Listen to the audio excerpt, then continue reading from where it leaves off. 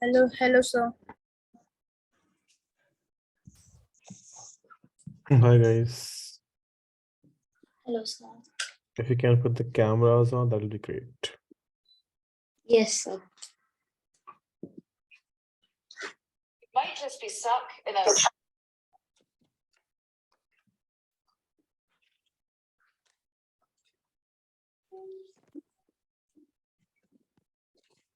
I think most of you are here, so we'll start. So in the last class, I think if you can see my screen, we did the basics of like what is the physical change and what is the chemical change, and then we went on and we understood that like how do we write it, how do we express it. So we got to know about skeletal equation, balanced equation, normal chemical equation, right? So if you are writing it into words, we are calling it a word equation. If you're just putting the formulas like that, not balancing it, we will say it's a skeletal equation. And if you are balancing it nicely, perfectly, we will say that it's a balanced chemical equation. Then we went ahead and we saw that, okay, what is the whole point of understanding chemical reaction? And the whole point which we talk about that, what are the conditions, right? That what are the conditions which should be there, otherwise the chemical reaction will not happen. And then we saw that there are three conditions: energy should be there, collision should be there, and the orientation should be there. If any of the three is not there, so the reaction will not happen. Then we saw that in terms of the energy point of view. And then we saw this diagram. So we will kind of build on that. And let's call it lecture 2. So this is your lecture 2. Now, before we proceed, so let's understand one more thing. If I talk about uh, reactions from the energy point of view, so the reactions can be classified into two types. One will be your exothermic, and the another will be endothermic. Now, I think most of you know that if you have to write exothermic, I'll just simply say that heat is given out, right, as a product. And if I talk about endothermic, I will say that heat is provided as a reactant. So one way of writing this will be, if I'm talking about the exothermic one, so I can say that exothermic is reactant is giving you product plus heat. And endothermic will be your reactant plus heat giving you product. All right. So what we are doing that I had reactant, it gave us product and some form of heat. So if I compare the heat energy of reactant and product, I can say that reactant has more energy compared to product because some energy got outside also, right? And if I talk about this endothermic reaction, so we can say that reactant was there, we supplied some energy, right? So we can say here product will have more energy compared to reactant. This might look a bit cumbersome, so let's say in a different way. Let's say there is Sunando, and then Sunando was, in the case of Sunando dash, plus he lost some 50 rupees somewhere. So now Sunando and Sunando dash, who is richer? Sunando, because Sunando is Sunando dash plus 50 rupees. 50 rupees he lost somewhere, right? So who has more money, Sunando or the Sunando dash? Sunando has more money, right? Now, in a way, suppose this is Sunando again, and he's going on his morning walks or morning cycle runs with Jagrit, and he somehow gets 50 rupees somewhere. So in a fraction of a second, he will pick that rupee. And now it is like Sunando dash. Now compare the money. Who's rich? Of course, Sunando dash is rich this time, right? So if I have to make a graph of this, no, so we can make it in a two-way. That's very simple. So if I have this one graph and if I have this another graph. So in one case, I'm making it like this. I have this thing like this, and I have this thing like this.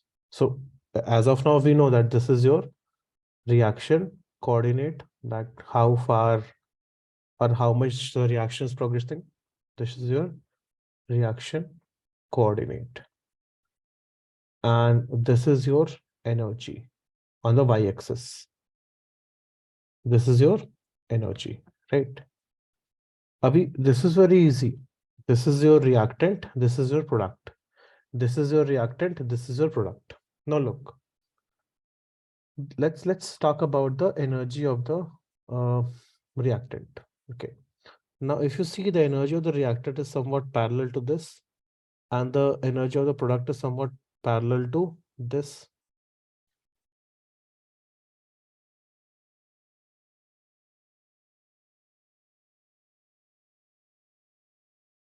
Okay, there's something wrong. You see? In a similar way, if I compare here, so energy of the reactant is somewhere this, and energy of the product is somewhere this. Right? Now see the difference. The difference is very easily seen here, that look here, the difference is this, and look here, the difference is this here. But let's number this. This is case 1, this is case 2. In case 1, who is having more energy, reactant or product? Reactant is having more energy. In the case 1, we can say reactant is having more energy. And in the case 2, which one is having more energy, reactant or product? Product. Product is having more energy compared to reactant. Now, we know that heat or energy can neither be created nor be destroyed. Only transfer can take place, right? So the first is the case of exothermic or endothermic? Exothermic. Endothermic. This will be, now look closely, no, this will be endothermic.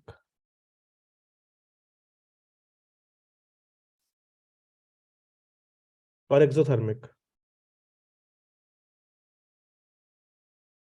Who will have more energy? Sir, it will be exothermic. Yes, sir. The product has less energy. Right? Very Exothermic. good. Absolutely. Absolutely. I just want to check who all are sleeping, like I've always done in the offline classes also. So just remember this. This is not going to be endothermic. This is a very common mistake sometimes people do. See, reactant is having more energy and product is having less energy. It means that there's a change in energy. And what is that change? When we go from reactant to product, right? Energy is decreasing. Now, energy can never be destroyed, right? It can only be converted from one form to another form. So if I'm going from reactant to product, if I'm going from reactant to product, the energy is decreasing. It means that energy went out somewhere. It means that energy was released. So this is wrong. What is the correct answer? The correct answer is this is an exothermic reaction. Any confusion so far? Right? Now look in this case. As I'm going for reactant to product, what I'm saying that product's energy is getting increased. If the product energy is getting increased, it means that we must have supplied the energy. Otherwise, there's no other way of product energy getting increased. And if you're supplying the energy, where will you supply the energy? At the beginning of the reaction? It means that if the energy is supplied, then this is your endothermic reaction. So, any doubt? Sir आपने बोला sir second case में Uh, reactants product से less energy के state में है yes. आपने बोला था कि जब भी कोई चीज ए से सब नहीं सबको लीस्ट एनर्जी स्टेट पे रहना है Yes. तो इसमें तो उल्टा हो रहा है हाई एनर्जी स्टेट में जा रहे चीजें। So, मैंने वो बोला था कि for any spontaneous process, spontaneous process मतलब वो प्रोसेस जो खुद से हो जाए। लाइक फॉर एग्जांपल अगर मैं यहाँ पे मैं बोलूँ कि मैं नहीं हूँ यहाँ पे and you have access to my laptop, what will it do? You'll probably log into my Netflix and all of you will do a nice Netflix party, right? Because that's a natural state. But you all are studying here and making notes and asking good doubts. Why? Because an external force is there, which is me here in this case. So what I said that for any spontaneous process, delta G is always less than 0. This is the energy I have spoken about. It's not kinetic energy, it is not potential energy. This is called Gibbs energy.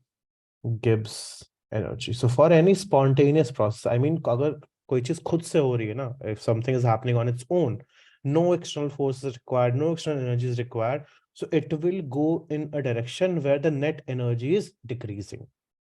So, like suppose I'm saying that let's take the case of endothermic reaction. I'm saying that burn, let's say calcium carbonate is there.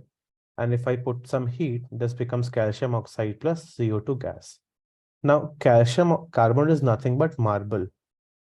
Now, have you seen that you go into a temple and you pray so hard that the whole marble becomes calcium oxide and CO2 just comes out of it on its own?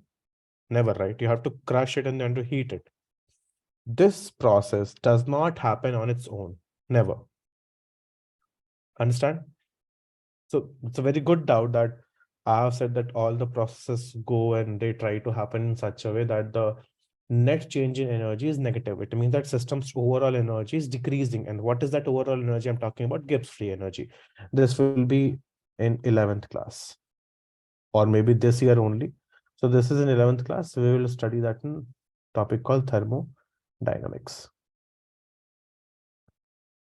And the net equation is delta G is equal to delta H minus T delta S. Nothing to be worried about as of now. Delta G is Gibbs free energy, delta H is enthalpy, T is temperature, S is entropy. It's very easy concept. We'll understand it eventually. Nothing to be worried about. But since he asked, so come on. So far clear? You are clear with this graph? Right? Any doubt in this graph, all of you? So if any exothermic, endothermic is being asked, you can solve it, correct? Right? Perfect. Now, so we saw that what are the conditions which are required for any reaction to happen and all of that. Now, let's talk about something more interesting, more important, and that is the factors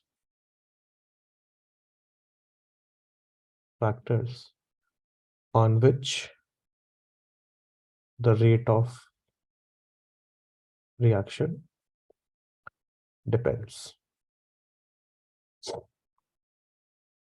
right. So see, typically, if you go by NCRT, they have explained what is a reaction, what is the type of reaction, all the 4 reactions you guys can probably say it in dreams.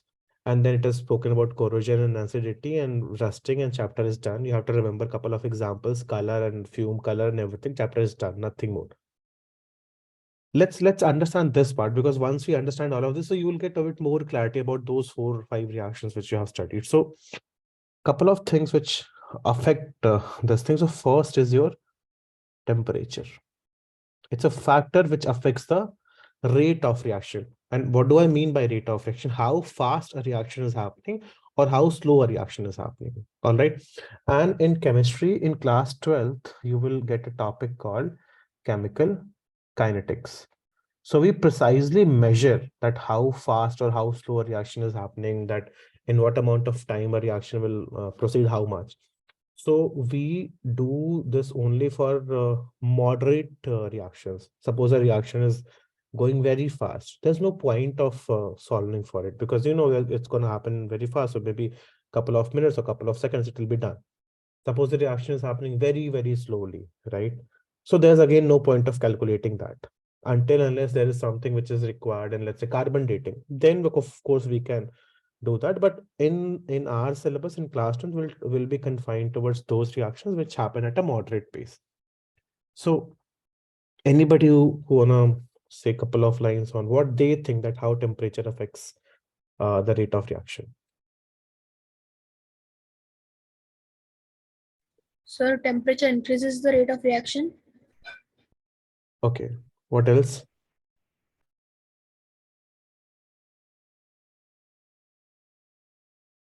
Anyone who want to talk about how temperature can affect rate of reaction?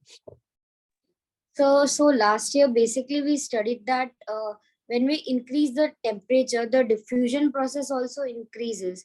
So similarly, like in any sort of chemical reaction, when external heat is supplied and the temperature increases, the reaction will be more spontaneous. Very good. So we can say that usually, all right, let's not go with a very strong word that always, because of course we can find out some cases where it is not happening. So like, oh, it's wrong.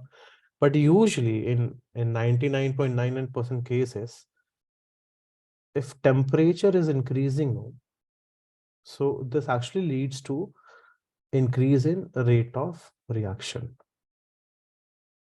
All right. So I can say that temperature is proportional to rate of reaction. All right.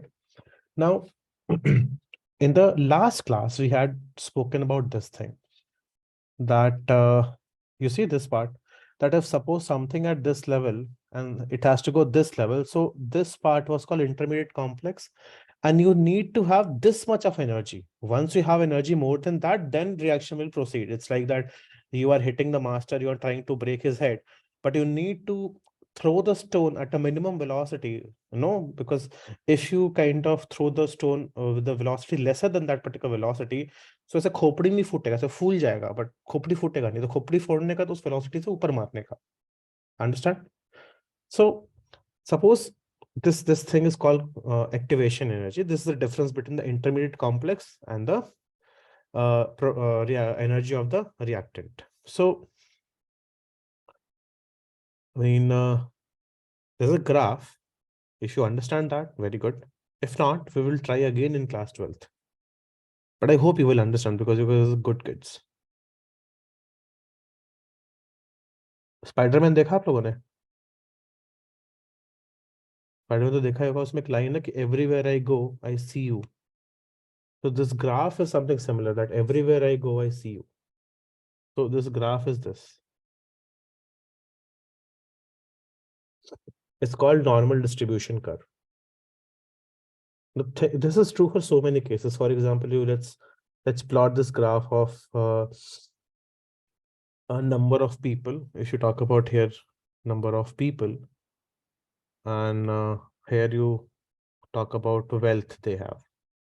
So people who are very, very poor, they are very, very less. People who are filthy rich, they are again very, very less. What is the highest majority? Middle class. Understand?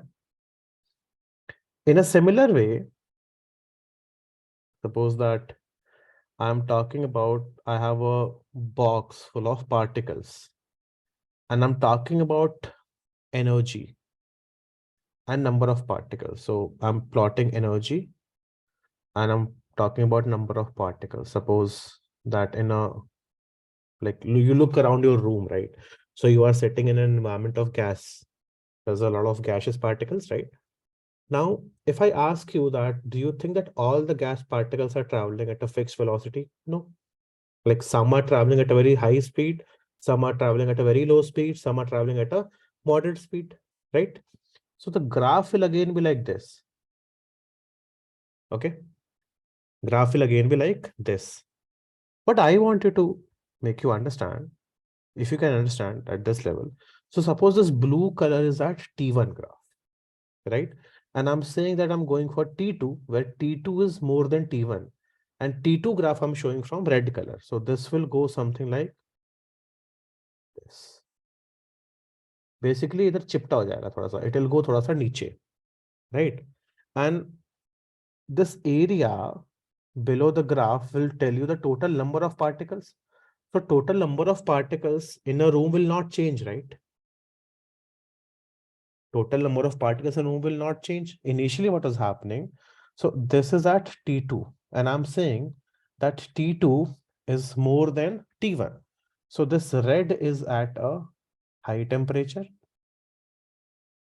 and this blue is at a low temperature. Okay. Now, suppose there Sir, is, yeah, sir, but the T2 graph has low energy. High temperature Yes, equals sir. high energy. High temperature equals high energy, right? actually, did I make the graph wrong? Sorry, my bad. I made the graph in a wrong way, I guess. So make it number of particles, a good catch. Number of particles here and energy here. Now the graph is correct. Okay. Now imagine that there's a room and there are 5 people. Okay. Now all the total sum of money these 5 people have is 500 rupees. All right. There is a room and there are 5 people in this, and total sum is 500. So what is the average? 100, right? And let's say the distribution was 10, 10, 50, 50. How much is remaining? 100 gone, 400, 380, right? This is the distribution. Now let's say I'm saying that now in a second case, I'm increasing the thing by, let's say, now the average becomes 200. Or let's say average increase by 200, so average becomes your, let's say, 700. Okay, so everybody is gaining 200 kind of that. So let's say this becomes 50, this becomes 100, this becomes 100, this becomes 50. How much is remaining? 300. This becomes 400. Suppose, right? I'm saying that in this case, anyone who is having more than, let's say, 75 rupees is rich. So I have 3 people or 2 people or 1 people. I have just 1 person who's rich. By this definition, this person is rich, this person is rich, this person is. So here I have 3 people who are rich. All right. Now see, for a given reaction, let's say this activation energy, which is the difference between the reactant and the intermediate complex, let's call this activation energy some value. And let's call that this is, let's say, this. This is your activation energy. This is EA. This is EA. Any particle which is having more energy than EA will go and form a product. Understand? Any particle which has energy more than EA will go and form the product.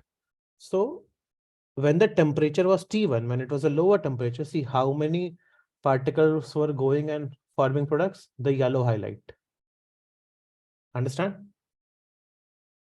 When the temperature increased, we got some more particles also who were crossing the EA energy, because the graph got flat and more particles are having energy more than EA.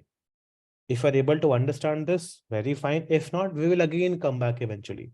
What I wanted to explain you, this very simple line of class 10th NCERT, that temperature is proportional to rate of reaction. If you are increasing the temperature, the rate of reaction will increase, the extent of reaction will increase. The amount of product which is being formed is usually increased. If you are not able to understand this, I'll give a very nice example and you will understand. Suppose me and Garima, we go to some, let's say, some nice restaurant and we order nice paneer ki sabji and all the stuff, and we eat so much that our tummies are full now and we are not able to eat anymore. So we say that, okay, bhaiya wo paneer pack kar do, we'll have it for breakfast. But we are so full that we just come home and we just put that paneer on the dining table and we go to like crash. Understand? In a parallel world, I crash, but Garima puts the sabji in fridge. Now tell me in which case the paneer will not be spoiled in the morning. Where we Second have case. where In we the have put second it in the case. fridge, right? Now try to see that example in this light. That I have a paneer ki sabji. In one case, it is in the fridge, and in another case, it is not in the fridge. So in case where it is in the fridge, what is happening? The particles are having a low energy. In the one case where it is outside the fridge, particles are having the energy of room temperature, basically more energy compared to the case of fridge. So if the particles are having less energy, so there are less number of particles who are kind of having that much of activation energy. So less product will be formed. So reaction will be going very, very slow compared to the case when the sabji was outside. So reaction was happening at a very, very fast pace. So the sabji got spoiled. Now, this simply means that if you if you have to make sure that, okay, sabji gets spoiled in, like, let's say at a slower pace, put it in the fridge. But this does not mean that if you put it in the fridge, so sabji will be okay after 10 days also. No, you can't eat it after 10 days. It will be spoiled. But the point is that in one case, it is getting spoiled in just one night. In another case, it is there for like 2-3 days at least. Make sense? A simpler version of this mathematical thing which I'm trying to like impress you people here. It's very easy. You come to class 12, very easy. Maybe this is the first time you're looking at all of this, so it's a bit difficult, but when you're used to those numericals and all of that, it becomes very, very easy. Understand? Any problem? So we know that by the temperature, it is usually happening. I'm just writing it here so that you don't forget. I'll write it as case of paneer sabji in the fridge and outside the fridge. Okay. One more case you can relate it as ignition temperature.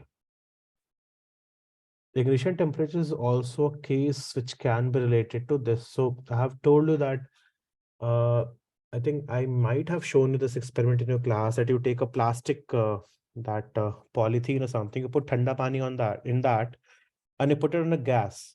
Nothing will happen unless the whole temperature goes up to a certain point, nothing will happen. And the same reason that if you try to burn a wet paper, it doesn't get burned. It doesn't start to kind of burn. Why? Because first of all, the water molecules which are there, which are soaked by the paper, they have reduced the temperature. So unless the temperature crosses a certain limit, it won't start to burn or the reaction will not start. And what is this particular temperature? In class, since you are tiny people, we called it ignition temperature. It is the same thing, activation energy only. At that activation energy, this paper is starting to burn, right? So this ignition temperature is in a way activation energy. In a way, not exactly, but in a way. Understand? Okay, perfect. Now, this temperature is a form of energy only. So one thing which I would like to tell you in very vaguely speaking, more energy, right?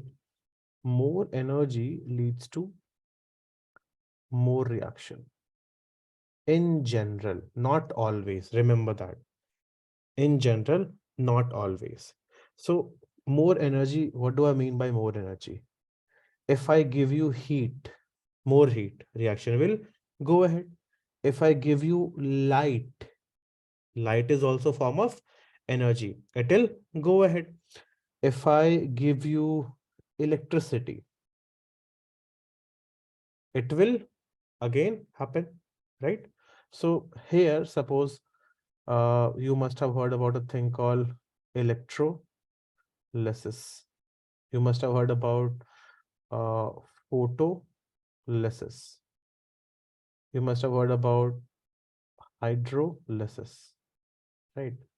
So electrolysis, photolysis, and hydrolysis have one thing common: lysis. Lysis simply means to break. So electrolysis is to break using bijli, electricity. Photolysis is you breaking using heat. he's using light. And hydrolysis is to break using water. Basically, you dissolve something in water, it breaks. Understand? So we saw the case So of hydrolysis. you put something in water, if it breaks, we say that it's hydrolysis. So dissociation could be called as hydrolysis. If it is happening because of your dissolution in water, yes. And on that thing, I'll give you a question. The question is dissociation versus decomposition. I mean, I can't say that I'll give you chocolate because I actually can't give you chocolate. Maybe when I come back, I'll bring chocolates for you people. But anybody who wanna answer this? What is the difference between dissociation and decomposition? So dissociation, mainly the ions separate, the ions of a given compound separate, while While in decomposition. Okay. yeah, Jagrat, Sir? go ahead. Jagrat. Sir, in dissociation, the substance gets broken down into ions basically, and in decomposition, it gets breakdown, it changes the form. But in dissociation, it can combine together to form the same product as well. Very good. Sunando? Sir, dissociation is reversible in Absolutely mostly. correct. Our Absolutely decomposition correct. is irreversible, This mostly, is not always. mostly reversible, and this is mostly irreversible. And Remember so that. dissociation mainly takes place while we add the substance in water, like Yeah, aqueous. correct. And this example will be CaCO3. If you simply heat it, this will become CaO plus CO2. If you put this in water, if you put HCl in water, what do you get? H plus aqueous and Cl minus aqueous. If you heat it, what do you get? CaO plus CO2. So you don't see, that if you take a box, you have CaO here, and then you put CO2 here, and you pack it, you put in freezer. Next you'll get marble. Doesn't happen like that, right? Like world is be a very weird place that people are producing marble in their fridge or something. So this is the normal case. Understand? Sir, but CO can absorb CO2 from the surroundings and become hard like Very CaCO3, rare, right? very rare. The lattice is different of CaO. It doesn't absorb. And even if any ways of solid is absorbing, it's a very less possibility. What can happen that it might attract them on the surface, and when that surface thing happens, it's called adsorption. D for Delhi, adsorption. Okay. Yes, sir. So if I talk about what are the factors on which the rate of reaction depends, so we saw the pressure. All right. So no, we saw temperature, not pressure. We saw the temperature thing. Second factor is your, we have discussed about, so it will be easier for you to understand. Second factor will be your presence of light. All of you have seen this thing in that photolysis reaction that you take AgCl and you put some light here. So this will give you 2Ag solid plus Cl2 gas, and this is your solid itself. So this is an example of photolysis, right? Or photolytic decomposition, whatever fancy name you want to give. It simply is, this light is what? This light is a form of energy. Okay. Any doubt? Third is your electricity. It's again very simple, very common. You have seen that if you have water and if you pass bijli, what do you get? 2H2 gaseous plus O2 gaseous. And this is your liquid state. Okay. Again, this is your decomposition of water. But remember that pure water will not give this reaction. We put tiny amount of acid in that, and that has a very fancy word called acidulated water. Acidulated water. And what is that? Water. So in NCERT also they are mentioning that we need to add some H2SO4 or something. Any tiny amount of acid you when you put, no, so it's like do you remember how Sunando used to create ruckus in the class in 9th and all? So one tiny particle which can disturb the whole class, so the whole class is now like, you know, fighting and having musty and all of that. So a tiny acid, I'm saying tiny, but all of you are very well versed with the mole concept. So you know even a tiny has so many particles. So all we need is ions, because see, if you are putting electricity, fine, but we need electricity to travel also, no? Like electrical energy should be passed around, and hence it will break more things.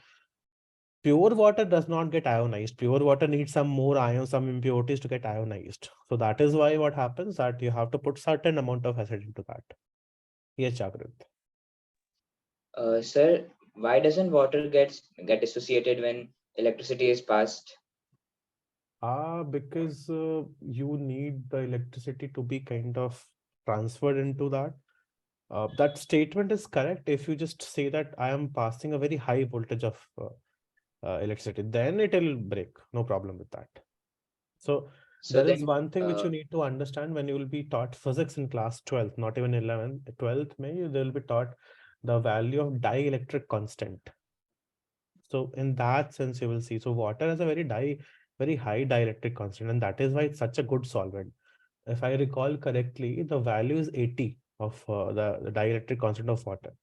So you will understand how all of that affect. But this is for classroom. But that's a very good doubt. Very good doubt. But understand like this that suppose I'm teaching, right? And but if you're not willing to study, no matter how well I teach, you will not study. But suppose I'm such a fantastic teacher that wow, right? So even if you're not willing to study, then maybe I can make you study something like that, right? So the first case is that I'm providing some current, but there are no ions. Second case is that I'm providing very high voltage. So it does not matter ions are not, or it will happen, right? And that is the same reason why it is advised that you should not be standing below trees when it's raining or there are thunderstorms. Because when electricity kind of, God forbid it doesn't go, but thunderbolts, if they come down, right? So they can travel through that uh, trees also because they are wet, so they can conduct. And also it is advised don't stand because could be the happy birthday day, right? Now anybody has sir, any doubts? Yeah. so sir, in acidulated water, there must Mhm. be some dissociation, right? So that's why the electricity is passed and the bulb glows because Yeah, of yeah. So the what ions. happens now, suppose this is HCl, right? And if you put Yes, sir. H2O, so what will happen, this HCl will break down as H plus and Cl minus, and this will eventually break water as H plus and OH minus. Now this H plus is highly unstable, right? So what will it form? This will form H3O plus. We will Yes, take sir. all the doubts. Let's take a 5-minute break and we again meet in 5 minutes. Same link. Okay. Okay, sir. Dot 5 minutes. Okay, sir. Bye bye. Bye, sir.